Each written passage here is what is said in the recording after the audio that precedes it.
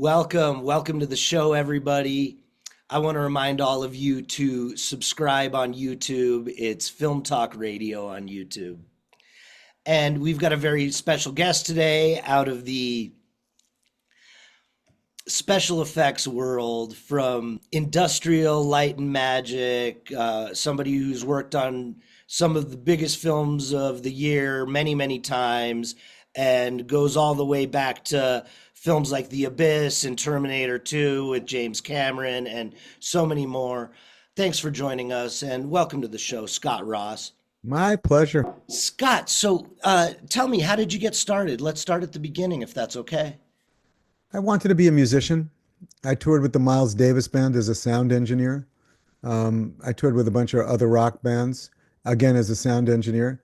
And I kept having these terrible nightmares that I would wake up at 45 years of age playing saxophone and playing Havana Gila at Jewish bar mitzvahs.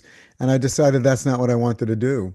And so I put the horn down and I got into mixing audio for video. So I was a sound mixer, and then I became a cameraman, and then I ran a company called One Pass Video in San Francisco, which was a sort of the seminal post-production house in the Bay Area. And then I And was Scott, recruited by Lucasfilm. but before we get away from it, you're touring with Miles Davis. There must be some stories there. Is Oh there yeah. anything you can remind us of? We were set to play Constitution Hall in Washington, D.C. And Constitution Hall was owned and operated by the Daughters of the American Revolution. If you know who they are, they're sort of like the female nice version of the Ku Klux Klan. And in the late 1950s, the very famous African American soprano opera singer Marian Anderson was set to play at Constitution Hall, and they decided to ban her and close the show down because she was a black woman. Now here we are in the early 70s, and I've got this guy Miles Davis with me. Actually, he's got me with him, and I am the keeper of his trumpets. So he has a green trumpet and an orange trumpet. On that day, he was wearing canary yellow leather pants, purple wraparound sunglasses, a mesh shirt, sort of shirt, and a pair of rock and roll, boots with lucite heels. And the ladies who ran the DAR Constitution Hall wanted to meet this Miles Davis. So I sensed that there might be some trouble. So we walked upstairs to the office and we walked in, and there were about 7 women that looked like they were right off of Mount Rushmore. Their hair was blue. They were sort of weirder looking than Miles was. And somebody happened to one of them called Miles a name that was derogatory. And Miles wanted to hit the lady in the head with his orange trumpet, and I wouldn't give it to him. So he was pulling it, and I was, no, Miles, give me that goddamn trumpet. And Miles was quite a character. Well, thanks for that. And so you get into mixing audio with video thereafter. Yeah, I was doing freelancing in the Bay Area as a sound engineer, and I would do, multi-camera shows for HBO, and I would do corporate videos for One Pass, and eventually they asked me if I was doing all the sports in the area at the time, and they asked me if I would come on board and be their head of operations, which I, you know, was excited to do because it was a real job and I just had a baby, right? And um, and so I worked there for about 7 years, and then I was headhunted by Lucasfilm and brought over to Lucasfilm to be the head of operations for Industrial Light and Magic, and then wound up moving up the corporate ladder and transitioned ILM from an analog company to a digital company, and then had a falling out with the president of the company and decided to start my own company with James Cameron and Stan Winston called Digital Domain. So at ILM, you're there fairly early on. What year did you start? Oh, I want to say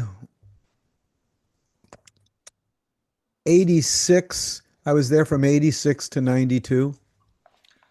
And so you're there in the real heyday. I mean, that's Return of the Jedi It, it, territory. it was Who Framed Roger Rabbit and Death Becomes Her and The Abyss and Terminator 2 and then Jurassic Park. And so I was there during that period of time. God, those are all great films. I think Who Framed Roger Rabbit is a very special one too. Is there a little bit you can tell me about the making of that, or is it important beyond just the technical feats in it? I imagine you take more credit for the technical feats that went on. Well, Industrial Light and Magic was doing the visual effects, and the actual animation was cell animation that was done in England, and the actors were on an elevated stage in a very cold, I think it was Pinewood Studios, in a very cold soundstage in London, England, and there were puppeteers that were moving sticks around with a rabbit's head on it, so Bob Hoskins could have his eye line to see who he was talking to. And then once the footage was shot against blue screen, we would then take that footage and send it to Richard, and Richard would do the animation, and then the animation would come back to ILM, and ILM would composite the foregrounds and the backgrounds using an optical printer, all non-digital. It was a non-digital show. And it was fairly new at the time. I mean, it's one of the first movies I can remember seeing that technology in, although it had been done before. You mean the mixing animation and live action? Yeah. Yeah, I think there might have been a few others, but it was the breakthrough one, which is why I think we ILM wound up winning the Academy Award for visual effects, that is. And so you've just come off of Who Framed Roger Rabbit, and you've got these three other major projects that are about to happen. What's going on in your life at that time?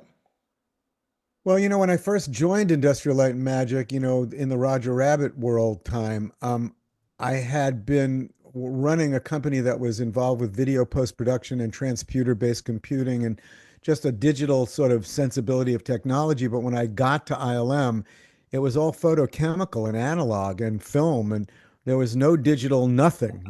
People didn't even have computers on their desk. It was literally in the dark ages as far as I was concerned. And they were speaking a language that I didn't really understand. I went to film school, but that was like 15 years before that. And so I didn't understand the process of shooting film, visual effects, optical, compositing, et cetera. I didn't get it. So it took me about 1 or 2, months to be able to find my sea legs and understand what the hell was going on. Once I did that, I kept asking the question, which was, why are we doing this photochemically? Why are we sending snippets of film away to a lab like 30 miles away or whatever and waiting a day and getting it back and looking at it and saying, that's not working? Because I had come from an environment where it was all real-time digital. Now, the difference was it was real-time digital at video resolution, and there was no real software, user interface, et cetera, processing unit that was available to do that kind of work at more than video resolution. So we had to invent stuff, and that we did. Tell me about that. When necessity's the mother of it, but you're really pioneering.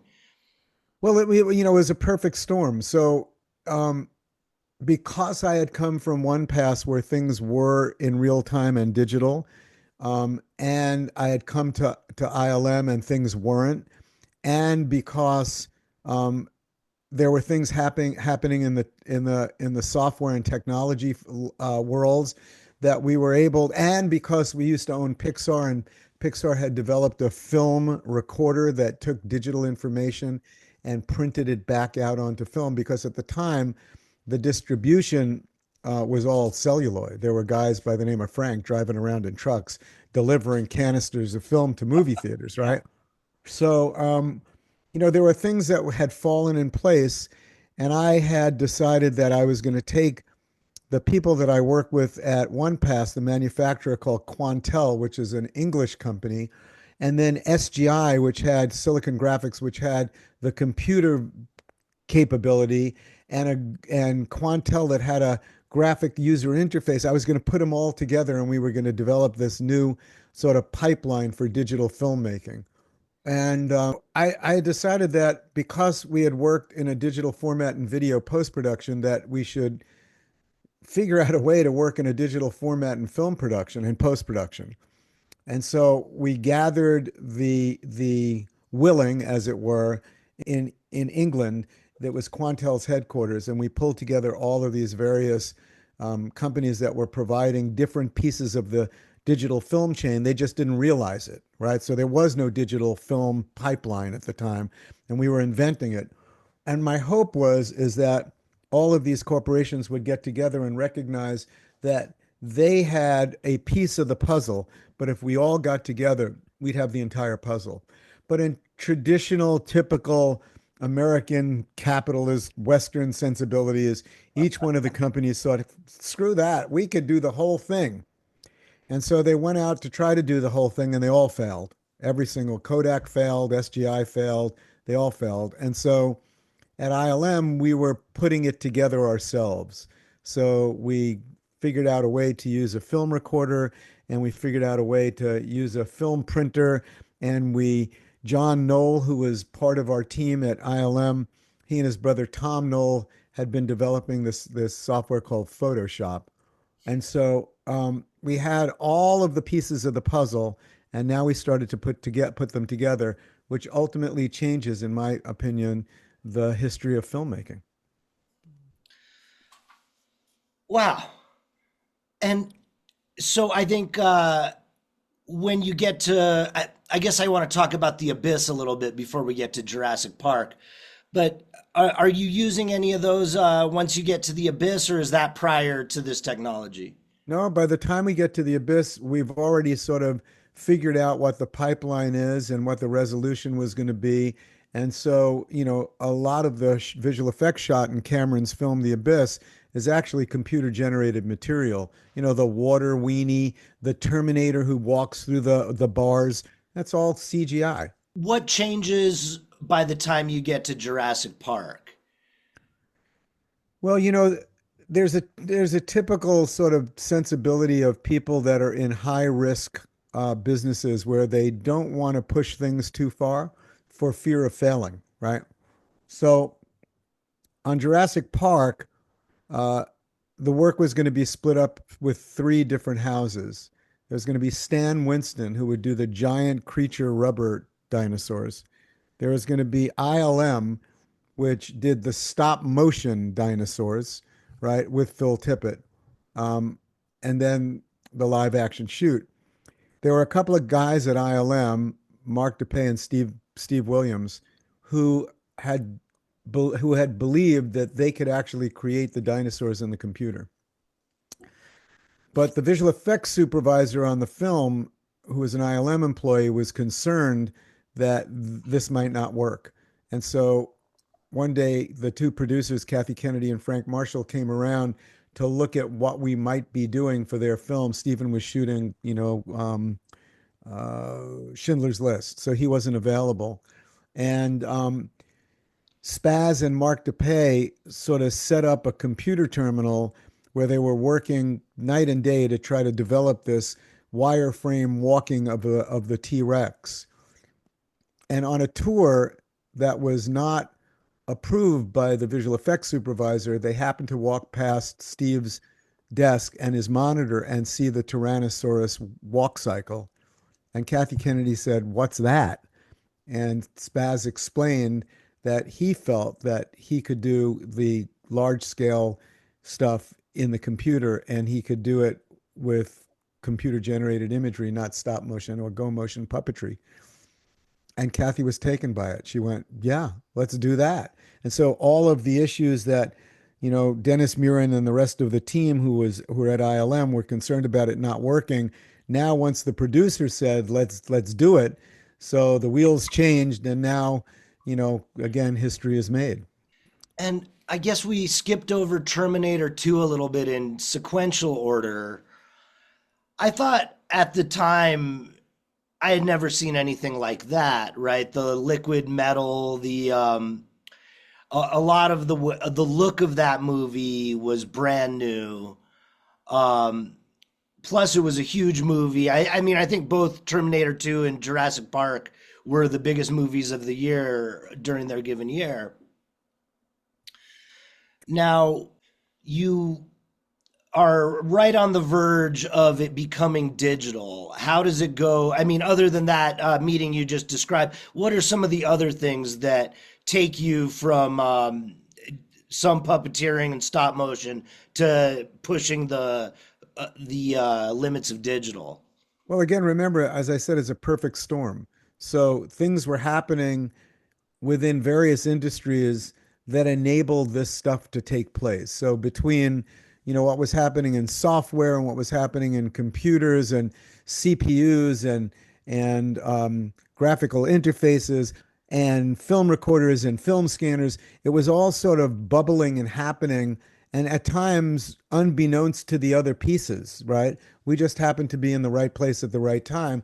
And then having people like, Dennis Muren and John Nolan, Scott Squires, and, those folks that were enamored with it and could see the future, we were at the tip of the spear.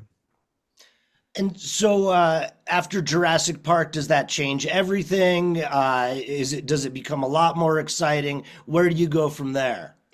So Jurassic Park, and we're sort of at the tail end of Jurassic Park, and I have a religious difference with the president of the company where he thinks he's God and I don't agree, and he makes a lot of mistakes and screws a lot of people, and I tender my resignation even before Jurassic Park is released. And so I walk away from ILM and I start my company with Cameron and Stan Winston called Digital Domain.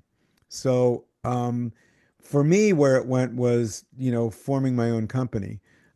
Where the industry went was, holy shit, we can just about create and do anything. So it was one of those, sort of magical moments. I remember going to the Jurassic Park premiere in LA. Again, I was not at Lucasfilm anymore. I had started my own company, and just to watch people's faces and hear the sound when the brontosauruses walk on screen, it was, you knew at that point in time the film industry was going to be different. And so when you form your own company, you've already worked with Cameron a couple of times. The Abyss and Terminator 2. And so tell me about that. Were those exciting times when you've got this new company, you're also doing this very budget burgeoning technology? What is it like now being on your own? Is that a scary moment? Are you ready to take on the world? What's going through your mind at the time? I'm scared out of my wits, right? I mean, basically, when I worked for Industrial Light and Magic, I walked into the Venus de Milo and all I needed to do is put arms on her, right? But I walk into Digital Domain, somebody hands me this giant block of concrete of granite with a chisel and a hammer and says, "Go at it." So, as much as Cameron was a partner in the company and Stan Winston was a partner in a company, they really weren't involved in anything in the startup of the company. It was all on me. I hired everybody. I made all of the decisions. And we were so in the limelight. People were looking at us. The industry was very, it was very, um, it was at the point that we became a company. We did a press conference, and we were on the front page of the Hollywood Reporter and the Daily Variety. It was not like this small organic company that started. It was, here they are, ladies and gentlemen, Digital Domain. So there was a lot of focus on us. And at the end of the day, the focus really was on me because Jim and Stan were not actively involved. And I was the guy that started and was running the company. So I was scared to death. You've got your own company. It's not like a startup or anything like that. It's more like a super group if we're going to use rock band references. And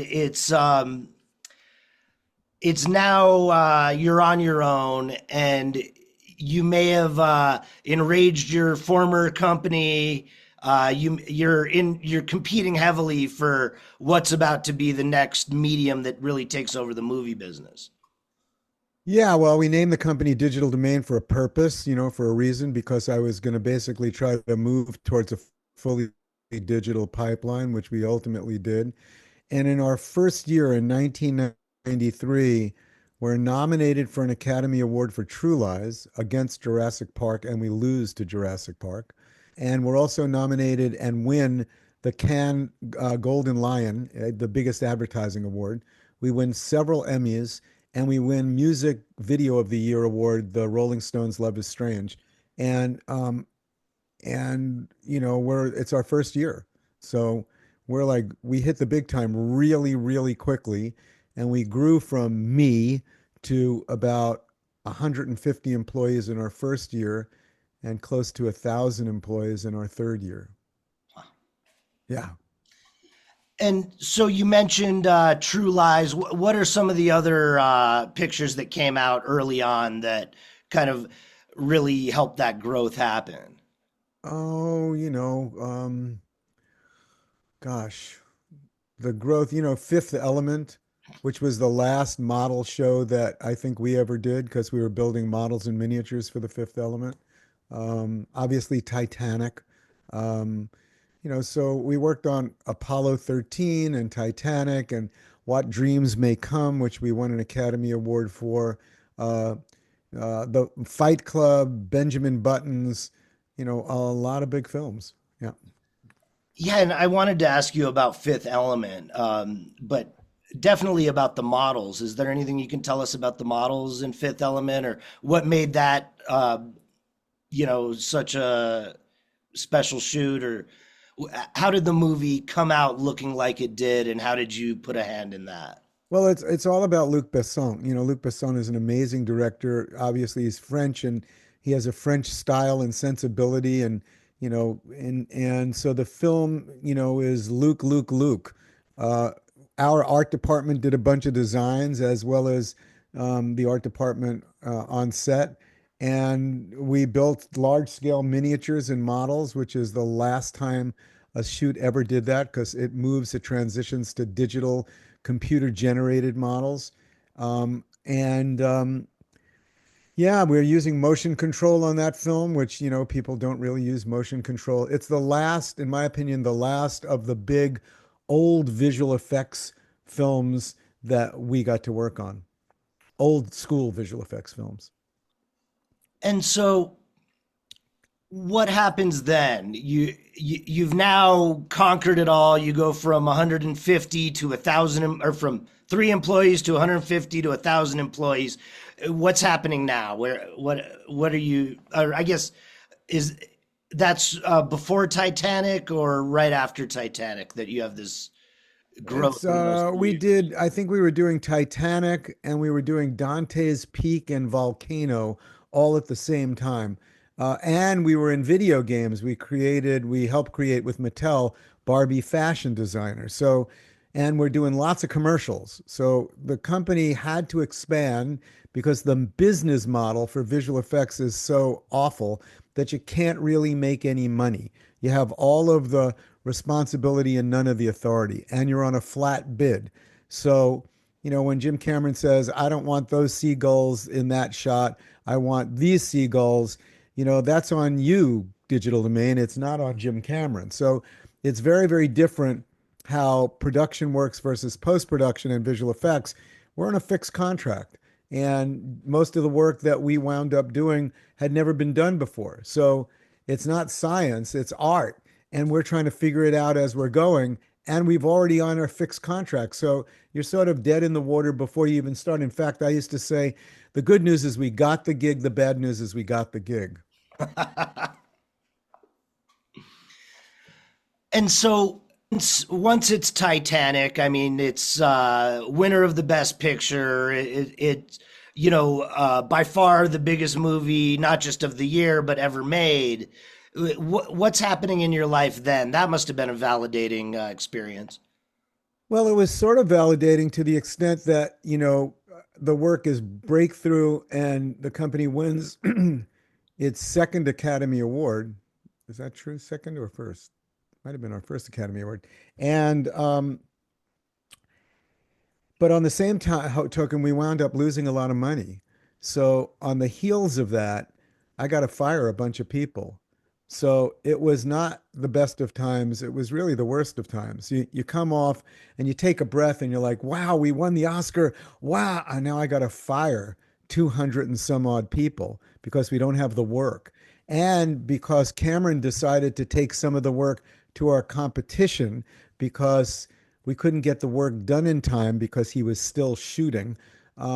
It looked like to the world that Cameron's company, of which he was the chairman of, Digital Domain, couldn't even do the work for Jim Cameron, his owner, their owner. So we wound up licking our wounds. It wasn't what one thinks. You win the Academy Award, let's go drink some champagne and rock and roll. No, it was painful. Which, by the way, there's a history of pain in winning the visual effects award. Oh, Life of Pi is another example where Rhythm and Hughes, the company that does Life of Pi, goes bankrupt and wins the Academy Award. and yeah, do you want to speak a little bit about that? The how I mean the margins must be slim, or you're really kind of putting yourself over a barrel during some of these projects. Well, remember, you're almost always doing something that's never been done before. It's the nature of what a director wants. The director's not going to want to say, like that movie that you did in 1978, that slit screen. Yeah, I want that. No, they all want to see something different and something new. And so, because it's new and different, you don't really know how to do it. Taking your best guess, and you got to bid on it, and you're bidding against your competition, and your competition is lowballing, and you're lowballing because if you don't get the job, you don't have the cash flow. And so you need to get the job to get the cash flow to pay off for the losses that you just had on your last show. Are It's that you famous line, how do we do it? Volume. are you a gambler by nature? No, no, I'm very, very safe and I'm not a gambler. I don't gamble. And in fact, I was shocked that I became an entrepreneur at the age of like 41 or whatever it was. I was born a poor kid in Queens, and my mother and father taught me, if you get a job and you get a good job, just keep it, right? So I never looked at taking any risks. Well, I'm glad you did. I think you definitely don't. You seem like pretty level-headed, but you've taken some amazing risks. So at that point, do you have to reinvent the company? Do you have to invent some more technology? What are you doing then? Well, at that point, I have to figure out a way to be able to have Jim Cameron no longer be part of our company. And in a strange way, Cameron does it himself. So as a result of Titanic, um, Cameron can't bring himself to the fact that the reason why we couldn't complete the work on time was because he wasn't delivering I always use the bakery analogy, which is I had a lot of ovens, I had a lot of bakers, I had a lot of flour, I had a lot of water, but Cameron had the eggs. And until he delivers the eggs, I can't bake bread. And so he didn't deliver the eggs when he was supposed to. And as a result, we were late. And as a result of us being late, Cameron feels that yours truly, Scott, doesn't have the skill set to run the company anymore. And so he and my other partner, Stan Winston, decide that we need to find a new president and that I have to do an international search to find a new president. And I have to do that because, I'm outvoted 2-1, which I always was. You were speaking about how Winston and Jim Cameron had charged you with finding a new president for Digital Domain. So you do an international search? I did an international search and I never informed my board of directors, which was comprised of 3 IBM executives and 3 Cox Broadcasting Cable executives, because they were the funders of the company. And since I never informed them of that, at a board meeting, I introduce it. And when I introduce it at the board meeting, the Cox guys and the IBM guys go, what are you talking about? You're looking at somebody replacing you? And I said, well, that's what the operating committee, comprised of Stan and Jim and myself, have directed me to do. And the board revolted, and the board said, forget about it. You're now not only the president of the company, you're now the CEO and the chairman of the company. Jim is going to have to step down. He's not the chairman of the company. And then Jim threw his jacket over his shoulder and he quoted a line from Titanic saying, "Gentlemen, it has indeed been an honor and a privilege playing with you." And he walked out of the boardroom. And I never saw him again until Stan Winston's funeral. And Stan Winston, after Jim did that at the board meeting, he was flabbergasted. He went, me too, and he left. So I never saw Stan and Jim until Stan's funeral, which was several years later, many years later, actually. So now you're the CEO, you're at the helm, you've lost your big director, but you've got the support of this board. What happens now? Well, we start running the company in a much better way. We become profitable. Our cash flow is right. We're holding on to people. We're still, nominated and winning Academy Awards. And the company is really, really cooking. And at some point, I decide that my time has come. I don't really need to be the person in charge because I've developed the country and got a bunch of smart people in there to do their jobs. And now what I'm going to do is I'm going to follow my passion, which is developing screenplays and trying to make films as a producer. So, what is the first one that comes out of that you're very excited about? Or Secondhand Lions is the film that the first film that we wind up producing. It's with Robert Duvall, Michael Caine, and Haley Joel Osment, and it's a family film, and it's really cute. And I advise you folks to watch it. And then at some point, the Cox and IBM guys decide that they want to sell the company and get out. And so we look for another buyer, and we find a buyer, and the buyer comes in and buys all of us out, and then runs the company into the ground and bankrupts it. And it winds up being bought out of bankruptcy by a Chinese and an Indian group. what was your feeling when that happened? Did that make you feel like you had been the best president and CEO, or was it bittersweet since it was your baby was being run into the ground? My first responsibility was to my employees, and my second responsibility was to my board of directors and my shareholders, and the third responsibility was to me and my family. And so once my board decided they wanted to sell the company, I was going to do everything that I could to make sure that we got a good buyer who gave us the money that we thought the company was valued at, and ultimately would be really good to our employees. And so we found somebody, and he was none of the above, but he did wind up buying the company, which cashed me out and cashed Cameron out and Winston, and everybody walked away. But that this guy really didn't know what he was doing and sort of ran the company into the ground and made a lot of big mistakes and ultimately bankrupted the company.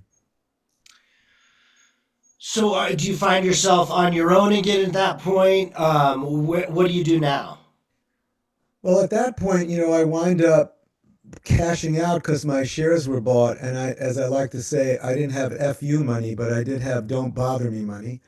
And I was going through a divorce, and my father passed away, and my kid was in rehab, and I thought I need to just retool and decide who I am.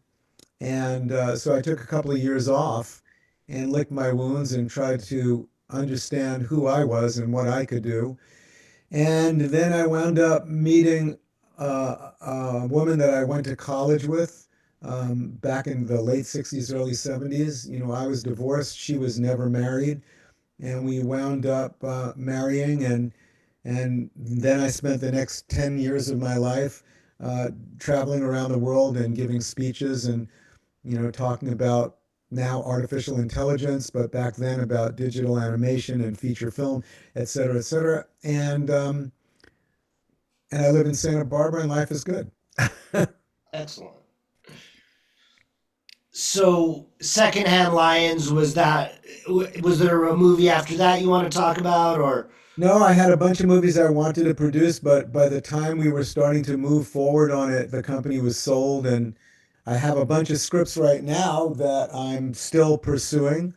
But it's a crazy business. The truth is that unless you have been a producer before and have big movies and successes, agents and managers are not going to take you seriously.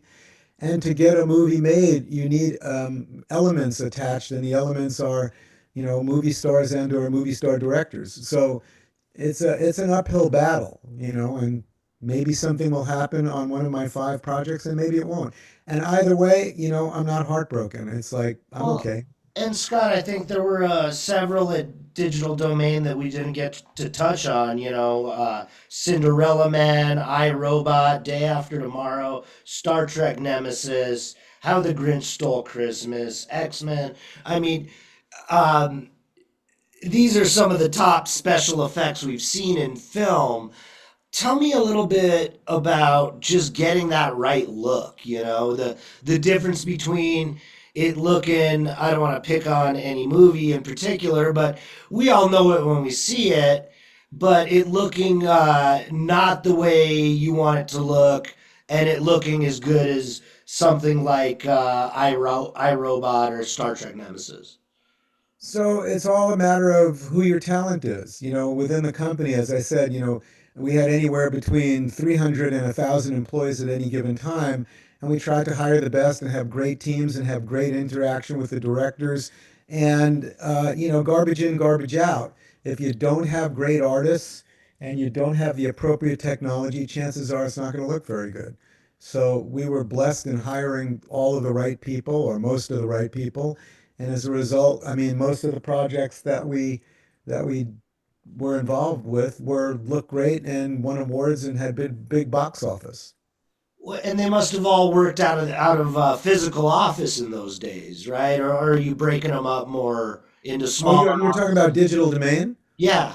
No, Digital Domain had one giant office. I don't know how many square feet we had. It was a big facility, housing all of these people. And so the great thing about back then is that you had a model department and you had a creature department and you had a camera department and you had a CG department. And the fact that everybody was working together, the zeitgeist of it all was incredibly exciting. We were developing stuff that was brand new, and we had a community of some of the best and brightest people in the industry. Yeah, tell me a little bit more about that. What is the attraction, the excitement of developing something brand new? I know we've touched on it a bit, but it seems like that's what really sparks your interest is when you're pushing something that may or may not be able to be done. Well, you're almost always pushing something that may or may not be done because it's never been done before. Whether it's the chrome liquid man walking through bars, whether it's a dinosaur that's completely computer generated, whether it's robots that look like robots and you're populating an entire environment with them. Whatever it is, it's almost always different and new. And, most of the time we think we know we can do it. But there are times when, you're like, well, how the hell are we gonna do that? There's a great one where it's the island of Dr. Moreau, which probably was the worst project we ever worked on. And we made some mistakes, like we were enamored with performance capture at the time, right?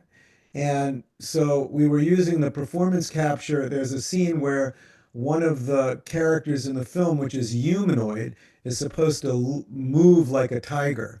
So we actually had the bright idea of bringing a tiger into the studio, wiring him up with, whatever you need to do, and capturing his movement, and then applying his movement to a human-like creature. And the truth of the matter, it didn't work. It just didn't work because tigers work differently and have different skeletal capabilities than humans do, and it just didn't work. So sometimes it doesn't work, but rarely, most of the time it does. And is there a counterpart to that where you thought it would be impossible, but it did end up working?